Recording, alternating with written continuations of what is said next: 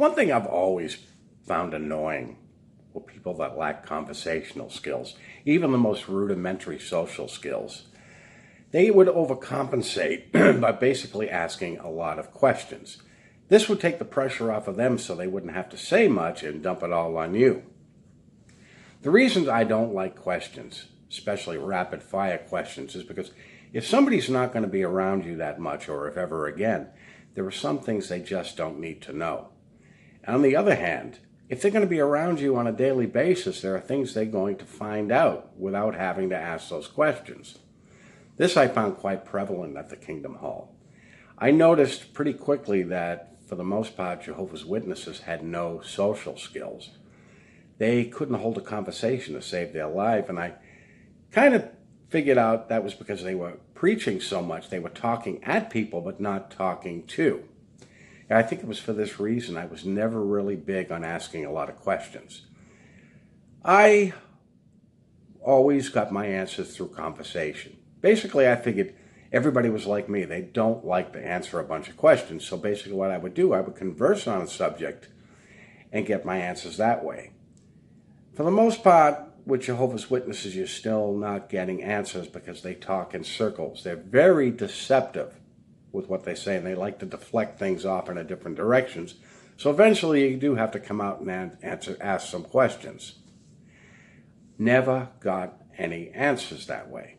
Now, most questions are a simple yes or a no. But I've noticed whenever I did ask a question, they would go off in so many different directions. By the time you were finished, you were on a totally different topic. You never got the answer you were looking for. This goes on the website. This goes amongst Jehovah's Witnesses.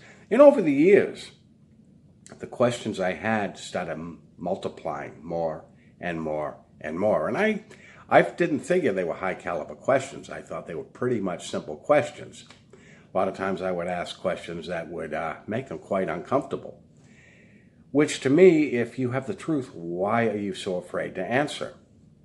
I actually talked to a couple of elders one time about the governing body's claim to being the faithful and discreet slave. And I was like, well, where in the Bible does it point to them as being the faithful and discreet slave? And they would always steer you to Matthew 24:45. And this has been pointed out by others that, well, anybody in the world could make that claim. But where is the proof that it points to Watchtower, where it points to Jehovah's Witnesses, where it points to the organization at all? It doesn't. Like I said, anybody in the world could make that claim and nobody could disprove it. I actually had a few elders say to me, well, do you think Jehovah will want you questioning his organization on earth? And I basically said, well, according to 1 John 4:1, yes, he does. They would try to tell me that scripture didn't apply to Watchtower, and I'm like, well, says who? Well, of course, Watchtower. But as the years passed, I noticed that for the most part, the multitude of questions that I had narrowed down to a simple one: the governing body's claim to being the faithful and discreet slave. You see, if that question could be answered and proven, then I wouldn't have needed to ask those other questions. I've noticed JWs are very ass backwards in the questions. Does anybody remember the baptismal questions? There were, I believe, 80 of them. And on 3 separate occasions, to see if you qualified to get baptized, you would talk to 3 different elders on different occasions. If anybody remembers that final question, do you want to be one of Jehovah's Witnesses? Now, my feeling is that the last question should be the first. Because the thing is, if that were the first question and you said no, that would disqualify all the 79. But no, that is the final question. So how would it appear if you answered all 79 of those questions correctly, and then on the last question you said no? It's a waste of time for you, waste of time for them, a waste of time all around. But that should be the first one. So JWs don't even know how to organize their questions. I notice for the most part, when they give you these deceptive circle answers, again, they overcompensate. And that can be a double-edged sword for Watchtower. When you over-answer you can eventually hang yourself. Keep something in mind. Remember back in 2015 when Jeffrey Jackson was on the stand on the Australian Royal Commission? He was asked a simple question. Now, there was something a lot of people didn't pick up on at that time, but I'm going to play that for you, and I want you to listen to the question very carefully, and then listen to Jeffrey Jackson's response. But listen very carefully to the question, and I'll be right back. And do you see yourselves as Jehovah God's spokespeople on earth? That, I think, would seem to be quite presumptuous to say that we are the only spokesperson that God is using. Now, Jackson was asked a simple yes or no question. Do you see yourselves as Jehovah God's spokesman on earth?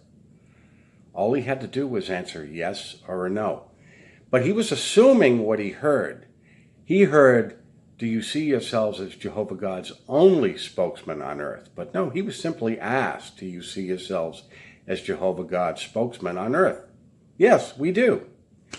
The prosecution wouldn't have gone any further with that had he said yes. But by over-answering in the JW style, he hung himself. Consider all the Jehovah's Witnesses that were in the courtroom at that time when their mouths dropped. By answering the way he did, he probably woke up many JWs, as well as many in this country who were following the proceedings. But this is what they do. They over-answer. And the most of the answers Watchtower gives are not for Jehovah's Witnesses.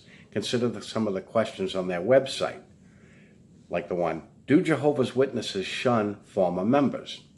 What's the response? Those who are baptized as Jehovah's Witnesses but no longer preach to others, perhaps even by drifting away from association with fellow believers, are not shunned. That's kind of true and kind of false, but it evaded the question. It did not ask the question. The question asked, do you shun former members? Technically, by drifting away, you're not a former member. But when somebody is disfellowshipped, we all know the truth of that. Yes, former Jehovah's Witnesses are shunned. They make the assumption that they're living an immoral lifestyle and no longer living a Christian lifestyle, which is far from the case in most cases. But that response was not for Jehovah's Witnesses, not for former Jehovah's Witnesses. That response was for the general public who was checking out their website. Thing is, people on the outside will ask the questions, and Watchtower knows how to circle around and give the deviated answers, like that one. They can never answer simple questions. When you start getting direct, this is where they start accusing you of being an apostate. When I was fading, and I pretty much made it clear I was not going back, I got a phone call from one JW. When are we going to go talk to the elders? And I says, we're not. And he says, well, I thought you had a lot of questions. My response to him was, well, a day late and a dollar short. I've always had these questions and nobody wanted to touch it all these years. Why do they want to touch it now? He says to me, he says, well, it's all about obedience. I always hated that word because it always gave me the impression somebody should be petting me on the head and throwing me a yummy. This likened to the sheeple. Jehovah's Witnesses like to be referred to as sheep, obedient to the governing body, obedient to other men. But before I go, something I found in an Awake magazine. This was from March 8th, 1993, Awake. And on page 15, it says, sheep are very interesting creatures, docile, timid, and often plain stupid. The thing is, if you don't ask questions, this is what Watchtower thinks of you. They are afraid of questions because they cannot answer those questions. They cannot prove their claim that they are the faithful and discreet slave. They won't even touch it. If you ask that question, guarantee, much like me, much like many others, you will be out of the organization so fast. But the timid sheeple who abide by these rules just because Watchtower says so, even though there's no scripture backing it up, they view you as being stupid. So no, Watchtower cannot back up their claim. They cannot prove their claim. There is no proof in the Bible anywhere that they are the faithful and discreet slave, if there is any such thing. Anyways, guys, I want to thank you for stopping by. And if you haven't already, hit that subscribe button. I will talk to you soon. You guys have a good day.